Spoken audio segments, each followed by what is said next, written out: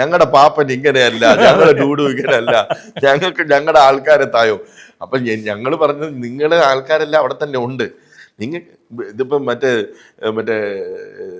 ചതിക്കാത്ത ചന്തുല് സലീമേട്ടൻ പറഞ്ഞ ഒരു ഡയലോഗ് പറഞ്ഞത്, ചേഞ്ച് വേണം, ചേഞ്ച് വേണം,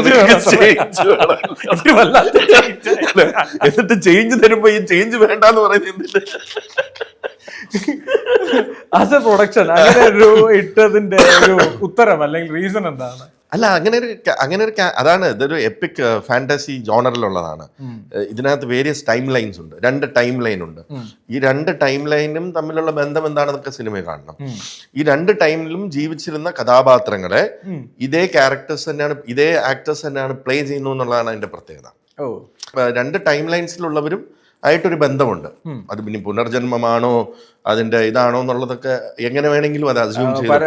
ടൈം ട്രാവൽ പോലെയുള്ള സാധ്യതകളെ പറ്റി വല്ല കരക്കമ്പികളൊക്കെ ഒരുപാടുണ്ട്. കരക്കമ്പികൾ ഒരുപാട് സോഷ്യൽ മീഡിയ തന്നെ ഒരുപാട് കഥകൾ എഴുതി കഴിഞ്ഞു.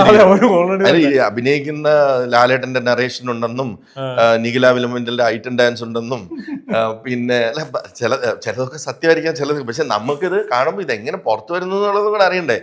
എന്നിട്ട് കഥകളൊക്കെ നമ്മളിപ്പം പണ്ട് വാഴൂർ ജോസിന്റെ അടുത്ത് നമുക്കൊരു ലൈൻ കൊടുത്താൽ മതി, അദ്ദേഹം എഴുതുമായിരുന്നു. ഇപ്പൊ അതേപോലെ ബാക്കി അദ്ദേഹം എഴുതിക്കോളും.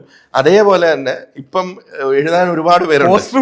പോസ്റ്റർ 2 പോസ്റ്റർ കൊടുത്തിട്ട് ഒരു ലൈനും കൊടുത്താൽ മതി, ബാക്കി അങ്ങ് എഴുതി പൂരിപ്പിച്ചോളുക.